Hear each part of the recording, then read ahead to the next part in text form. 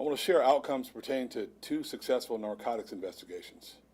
These independent operations both resulted in detectives removing deadly narcotics and those who profit from these poisons from the streets of Jacksonville. Both operations targeted fentanyl trafficking. As I've said repeatedly, even a tiny dose of fentanyl can be deadly. Fentanyl's increasing use as a street drug explains the explosion of overdose deaths in recent years in our community and nationally.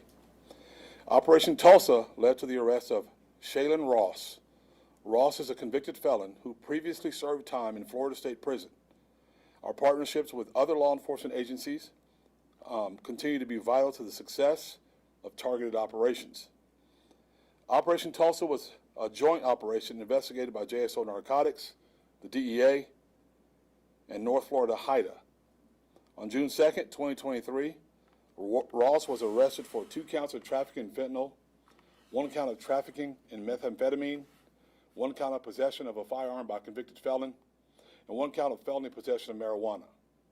During this operation, narcotics seized 3 handguns, 2 rifles, 1 kilo of fentanyl, equating to 500,000 lethal doses, 5.25s of fentanyl pressed into pills, 5.25 pounds that is, pressed into pills, 6 pounds of methamphetamine, 89.40 grams of marijuana, $1,558 in cash.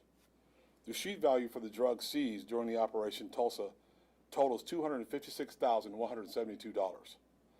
Operation Jam resulted in the arrest of Tommy Maitland. Working with North Florida HIDA, JSO Narcotics detectives arrested Maitland on May 25th, 2023 for 1 count of trafficking in fentanyl, 1 counting of trafficking in methamphetamine, 1 count of felony possession of marijuana with intent to sell, and 1 count of felony possession of paraphernalia for the manufacture or delivery of narcotics. During this operation, narcotics detectives executed a residential search warrant and seized 4 handguns, 1 rifle, 5 pounds of methamphetamine, 1.18 kilos of fentanyl, equating to more than 500,000 lethal doses of the drug, $13,584 in cash, and 16.68 pounds of marijuana. And listen, marijuana is still illegal. I don't care how minor people think it is, it's still illegal. And it does cause death through murder and other different ways.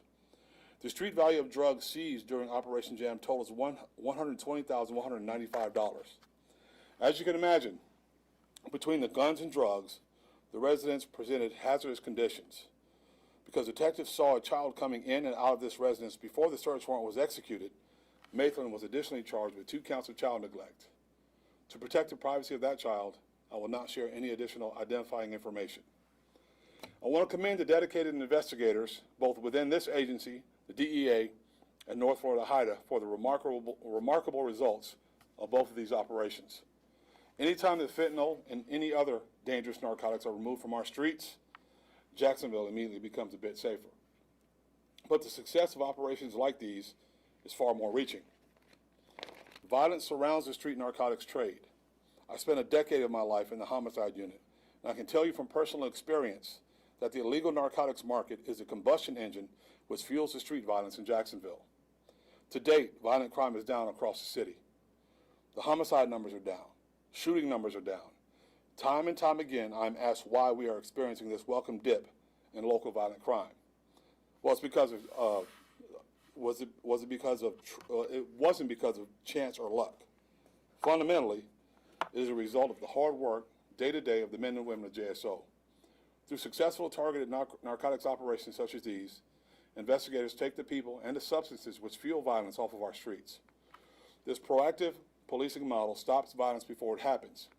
So much of law enforcement is reactive in nature. That will always be the case, but I am proud that this agency's response to crime is multifaceted. Prevention, intervention, and enforcement together, all of these aspects are downward trend in violence in our city. And they could not be possible without the dedication of the public servants who work at this agency. And I'll be happy to take any questions that you may have. Sheriff, the residents in Operation Jams, can you give us a location of the city that was? I'll get that for you. I don't have that right with me. I know you said that these were independent investigations. Is there any connection between the 2 arrests? No, there is not. Thanks, Sheriff. All right, thank you.